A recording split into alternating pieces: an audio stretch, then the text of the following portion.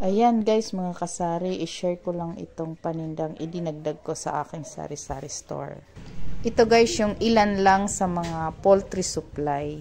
Dahil nag-uumpisa pa lang ako, bumili muna ako ng mga ilang klase.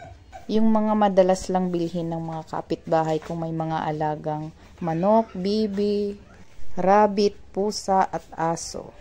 Madalas din kaming bumibili nito kasi marami din kaming alaga.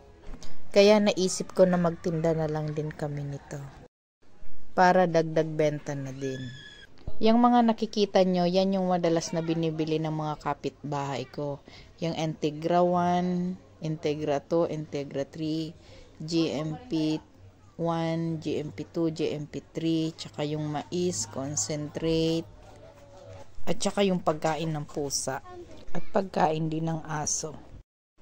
Kailangan pala nito open space kasi baka hindi nyo magustuhan ng amoy. Kaya sa may mga sari-sari store na meron pang space at gustong magdagdag ng paninda, ayan, pwede po kayong magdagdag ng mga poultry supply.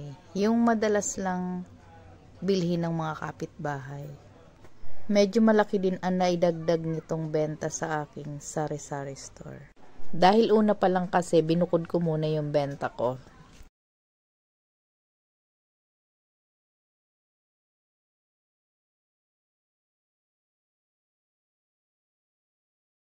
Ayan nga pala ang aking baby sage. Model na siya ng pagkain ng manok, hindi na ng pagkain ng pusa.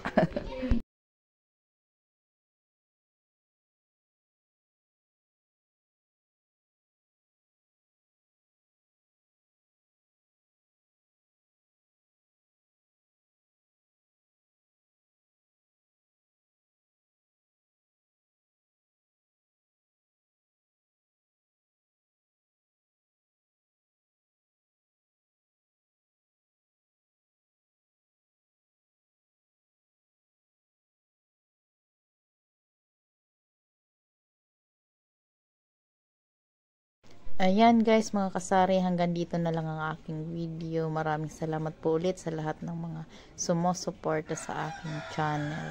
Ingat po kayo at laging tandaan, mahal tayo ng Panginoon. Bye!